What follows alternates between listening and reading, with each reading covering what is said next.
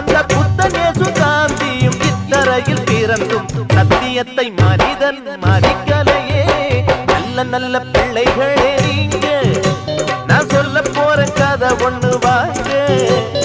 அன்பிருக்கும் நெஞ்சமே தெய்வம் என்று சொல்லுங்க. நல்ல நல்ல பிள்ளைகளே நீங்க, நான் சொல்ல போற கதை ஒண்ணு